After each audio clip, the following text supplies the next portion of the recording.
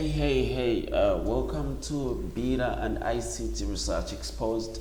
And obviously, as I already told you, I'm doing a video on how you can write a perfect academic essay. And straight away, I will tell you that an academic essay is meant to persuade a reader or a supervisor or your lecturer for that matter, trying to show that your process has been understood and that you perfectly understand the idea that was probably taught in class or basically highlighted. So straight away, an academic essay has three parts, and that is the introduction, the content or body, or conclusion. And by the way, when you're writing an academic essay, you don't have to indicate these parts. Let it be just a flowing prose.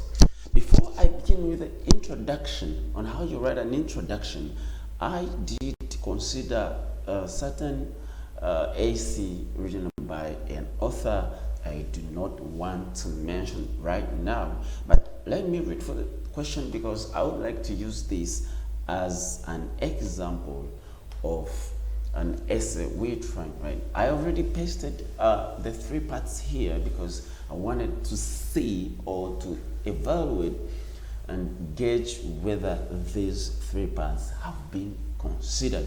So let me read the question, which is: as a district or county health advisor to your district committee, provide a justified recommendation of the gender and health approaches that should be included in your 2023-2024 district or county health plans.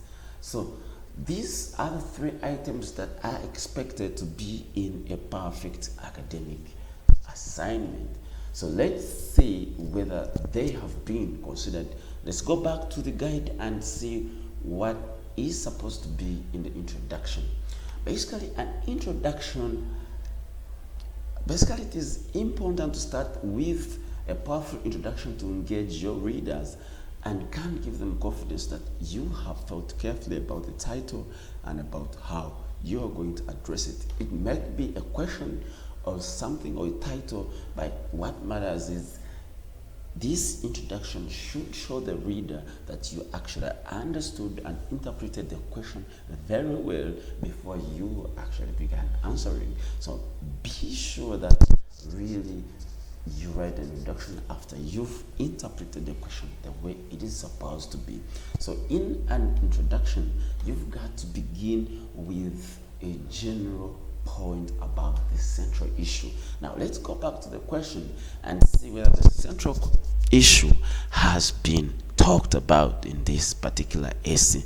So straight away you will see that we are talking about being a health advisor to your district health committee. You have to provide gender and health approaches that should be included. So basically the issue is about gender inequality or gender equality, and this author starts by saying women's health is of special concern, and he says that women face disadvantages in access to services not only due to poverty but also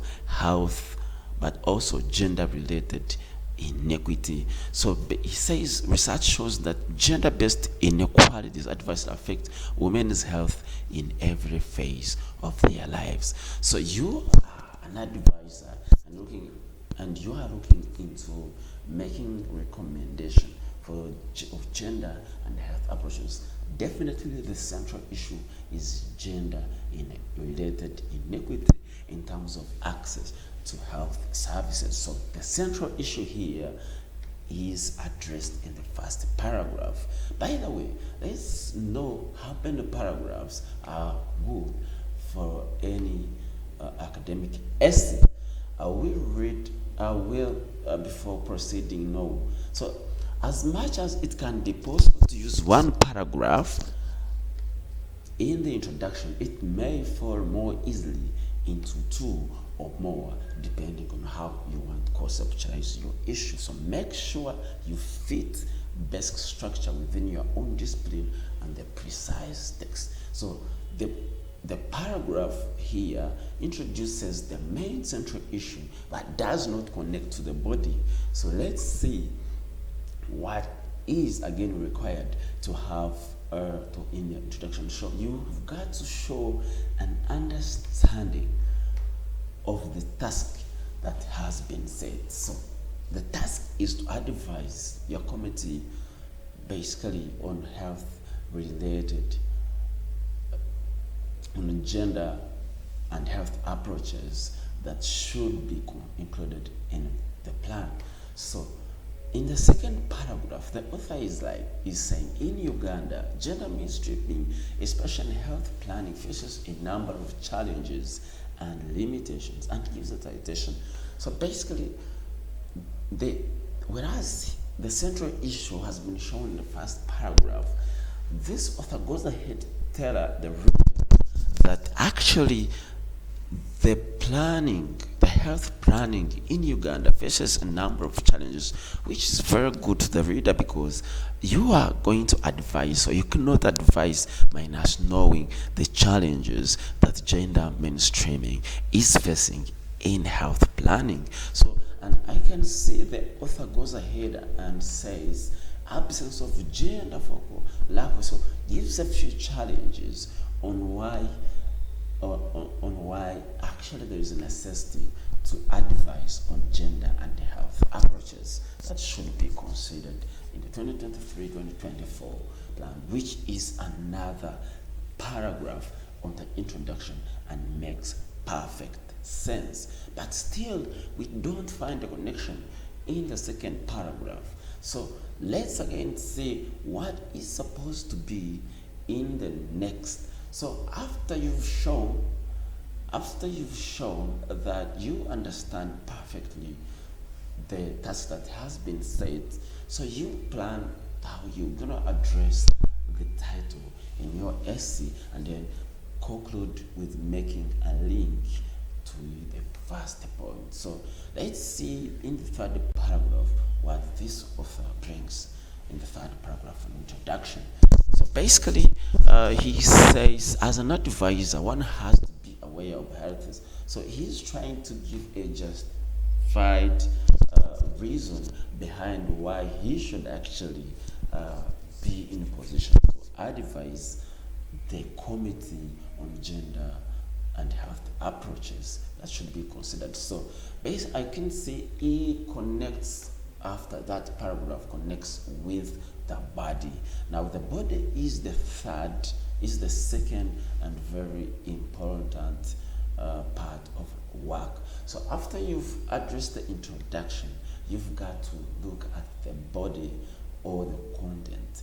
An introduction is invaluable because it flows and links with the body. So make sure the introduction makes perfect sense to the reader.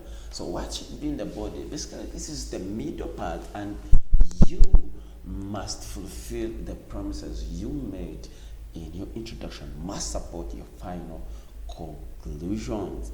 So failure to fulfill these requirements will irritate the reader and will demonstrate a lack of self-critique and of editing. So if you have promised that you're going to give a justified recommendation like this author does here, so you've got to make sure that what you bring in has evidence and is fulfilling what you have promised. Otherwise, in the first two paragraphs, if the reader does not find what you promised, might stop reading and get irritated or biased, which can lead to loss of marks. So you've got to make sure that you stick to the point and you don't lose the introduction that you already put about the body.